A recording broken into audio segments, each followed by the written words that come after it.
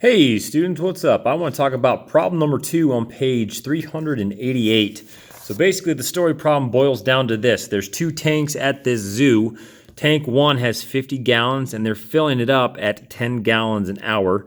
Tank 2 has 29 gallons in it and it's filling up at 3 gallons an hour. So right away the question says, when will they have the same amount of water? So if you're thinking, well, this one has more and it's filling up faster. So when is the one that's behind and filling up slower, when is that going to catch up? The answer is never, okay? So you can try it with algebra though. You can try solving it with algebra. You can always solve it with algebra, but does your answer make sense? That's kind of what this section is about. Do all solutions make sense? So if you do 50 plus 10x to represent tank 1, and then 29 plus 3x to represent tank 2, you can set them equal to each other to figure out when they're equal. 1 step, 2 step, you get x equals -3. So when you solve this, x stands for the hour, the time when they're equal. They're going to be equal at -3 hours.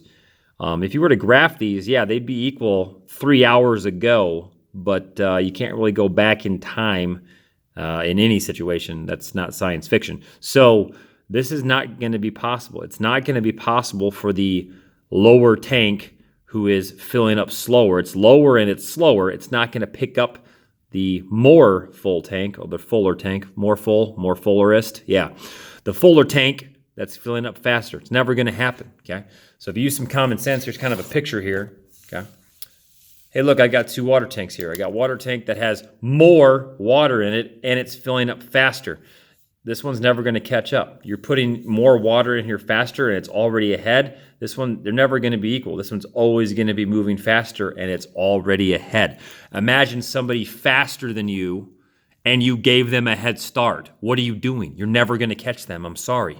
That's just the way it is. Okay. Moving on to the next question. The next question is very similar. Okay. It's a draining tanks problem. These tanks are now being drained of water. Tank 1 has 10 gallons already in it, and it's losing 2 gallons an hour.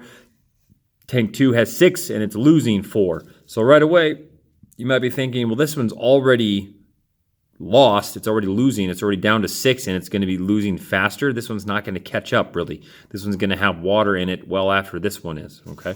So you can do a quick little math thing.